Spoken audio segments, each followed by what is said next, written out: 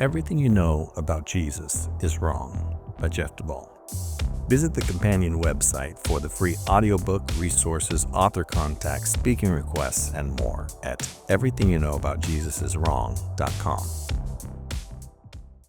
The Fortunate Poor. Where you live should not determine whether you live. Bono. I worked my way up from nothing to a state of extreme poverty. Groucho Marx.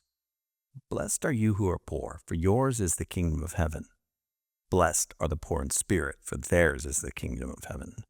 From Luke chapter 6, verse 20, and Matthew chapter 5, verse 3. I grew up poor. Till I turned 12, our family of 6 lived in an 800 square foot house with one bathroom. And I do mean bathroom. We didn't have a shower. Making matters worse, it was a Jack and Jill configuration where you were required to squeeze past the beds in the tiny bedrooms to get to the bathroom. Navigating the house at night felt like a stealth mission. I became a ninja who needed to pee.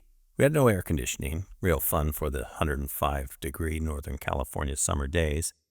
No central heat, no cable TV, and our neighborhood sat riddled with petty crime. As a kid, I needed to walk to school or the corner store in a specific way to avoid the scariest parts of my poverty-stricken neighborhood, in a time when parents still let their kids take on such perilous missions.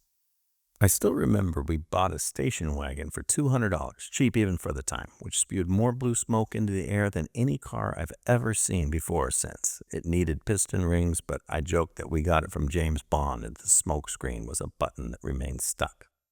We bought our clothes at Walmart, we went camping for vacation, and the local Mexican restaurant with 95-cent super burritos became our only regular splurge. Compared to some friends, we were doing pretty well. Compared to normal people, like the people on TV, we were clearly dirt poor. I joked that we were just poo because we couldn't afford the R. But what little we did have, we shared with anyone. To an extreme measure, we always took in someone who needed to live with us. We left our door to the house unlocked in case someone needed our house or our food for some reason. If someone needed to borrow a car, my dad would walk to work. One time, someone stole my bike, my only real possession, and when we caught the bandits, we built them a bike out of spare parts we acquired from other bikes. Our small house regularly filled with 30 people eating our food and crowding our home because everyone knew how welcoming we were. It was like communism without all the Marxian droning on about the proletariat and the totalitarian mass murder. We were hippies, but we were hippie adjacent, Jesus people, minus the Volkswagen van. Later, my dad got a promotion to journeyman electrician at the local utility company, and we went from poo to middle class practically overnight. With a new house, an in-ground pool, and cars starting almost every time you turn the key. But we didn't lose the mindset of being poor. We chopped wood for our stove, we continued our cheap vacations, we bought used cars, and we still took people in to live with us all the time. We even removed a wall between the living room and family room to accommodate meals for 50 people, seated around folding tables and chairs, of course. If someone needed our car, we still loaned it to them. Local parks were our country club, state campgrounds by the ocean, our luxury vacation spots, and the church our high society mingling circle. Everyone we knew lived poor, and our middle-class status made things more comfortable, but we weren't comfortable becoming middle class. We gave away money in what I reasoned as a constant need to revisit the lack we once knew. We escaped poverty, but we remained poor in spirit. Same vibe, different tribe. Matthew 5:3 and Luke 6:20 say almost the same thing.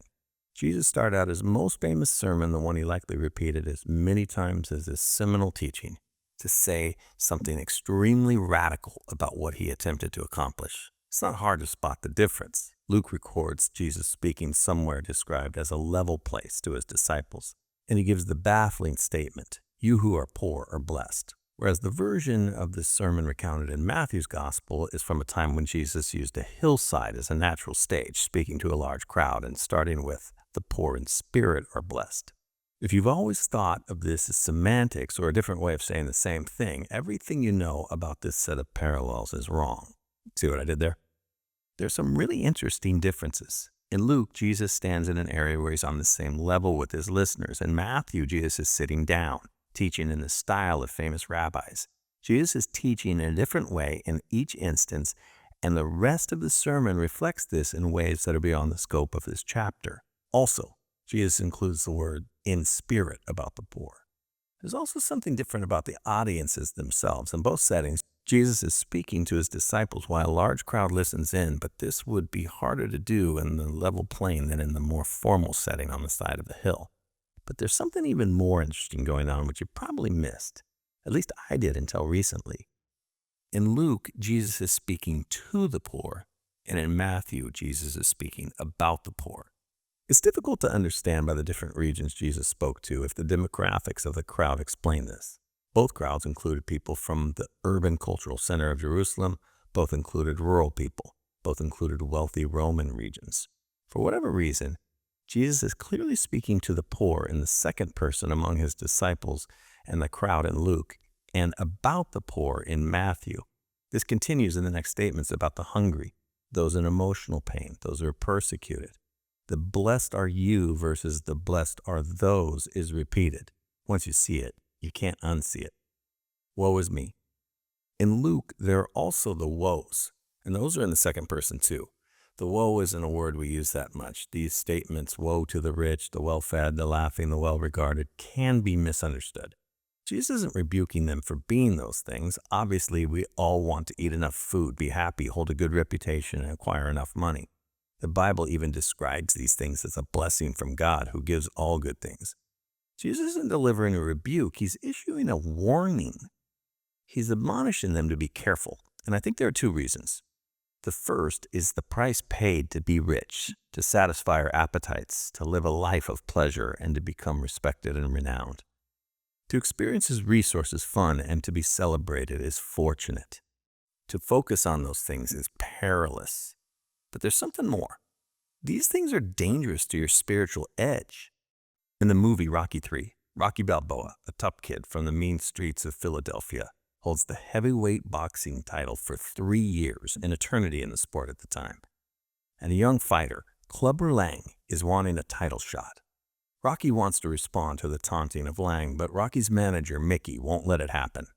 After an argument, Mickey explains that he's been hand-picking opponents for a while so that Rocky can retain the title. He thinks the match will result in death inside 3 rounds. Rocky's insulted, but Mickey explains that the riches and fame bought by winning the title made Rocky soft. In exasperation, Mickey deals the death blow to Rocky's ego when he says, "The worst thing happened to you. It could happen to any fighter. You got civilized." Jesus is saying to his disciples, don't get civilized. Stay desperate. Stay vulnerable. Stay hungry. Relatively destitute. A few years ago, I brought a pastor from a very small church in the Napa Valley to the San Quintin Valley of northern Baja California. He lived in a mobile home on the church property, poor. Not only poor because of his underpaid pastor position in a small church in one of the most expensive towns in one of the most expensive states in America, there stood a finer point to his low financial status. He serves surrounded by wealthy people. The particular town where he lives is basically the wealthiest town in the wealthy Napa Valley. It's a place where even millionaires feel low income, and where $100 bottles of wine are considered a bargain. During the week, the pastor worked with us as part of a team building a home on a dirt road among people living in extreme poverty. He remained very quiet when I tried to debrief with him each day. I told my wife, Justin is hating this experience. I'm not sure what I was thinking talking him into this. But I misread the situation. Justin became overwhelmed by the crushing weight of poverty. When I tried one last debrief with him, he finally shared with me, "I'm just trying to process this. I knew there were poor people in the world, but being here and seeing this is different." God also birthed a dream in his heart. The next year, he brought 75 people from the Napa Valley, very few of them from his church, to share the journey that he experienced. Many of those people would later explain to me that this trip, not their luxury vacations, unlocked the most enjoyable experience of their life. After processing the difficult reality of absolute impoverishment, something else happened for the team as they built 3 homes for the working poor. The one-dimensional poor people they were sharing a week with became 3-dimensional people with dreams, struggles, joys, sorrows. Those wealthy American people began to shed the weight of wealth as they realized the ultimate fear of losing everything could be survived. They found themselves mentored by the poor, deeply impoverished. I am not poor. If I gave everything I owned away and continued to live my life with a healthy relationship with money, I wouldn't be penniless for long. Even if I were penniless, many studies show government programs, financial assistance, healthcare, and educational subsidies make the poorest people in Western societies wealthier than the middle class in developing world countries. The math simply doesn't lie. By global standards, we in the West are the rich. People come to me and say, Jeff, why are you helping people in other countries when we have so many poor to help here? My response is that everything they know about poverty is wrong. In the first world, most poverty isn't the kind that money alone can solve. Government transfers and benefits, even taking into account lower purchasing power and the higher cost of living, still put first world low-income people in the top 1% of the world financially. Many homeless people experience addiction and mental health issues that money can't solve by itself. They need a holistic solution which can't solely be purchased but requires deep dedication and sacrifice. The impoverishment of the underserved first world communities also requires something more than a handout. Having taken more than 3,000 at-risk youth through a results-based coaching program that I co-created more than a decade ago, I've taken a deep look into the systems of oppression in our society, and I've learned something important. If throwing money at a problem could produce the results needed, then we would cherish a country of self-sustaining people. Over $2.5 trillion are spent annually on social programs, and the war on poverty has not been won. Cost-benefit analysis of deprivation. When Jesus spoke to the fortunate poor and about the fortunate poor in spirit, he made a point. The poverty mindset he referenced wasn't about money, it was about the effects of money. The Bible touches on the tragedy of poverty extensively. It unveils a lack of justice for the poor. Oppression and poverty are frequently mentioned together as almost synonymous. It expresses the cause of poverty resulting from external forces and poor decisions. Systematic poverty is sometimes explained as a result of the lack of aspiration or criminality, but those conditions also result from poverty. But the Bible also teaches on the advantages of being poor. The Bible states that the poor are valued by God, that God takes on the debt of the poor. He shows them special mercy. He promises they will inherit the kingdom of God. The Bible shows God as a defender of the poor. He takes up their case and personally intervenes when the poor are mistreated. The Bible declares the gospel is especially for the poor. Jesus started his ministry by quoting the prophet Isaiah, proclaiming good news to the poor. Monica Helwig, Catholic theologian and author, wrote about God's preferential option for the poor in a 1995 Christianity Today article. She wrote that while poverty is painful and even deadly, it contains qualities aligning with the heart of God. She expounded on those qualities. The poor know they are in urgent need of redemption. The poor know not only their dependence on God and powerful people, but also their interdependence with each other. The poor rest their security not on things, but on people. The poor have no exaggerated sense of their own importance and no exaggerated need of privacy. The poor expect little from competition and much from cooperation.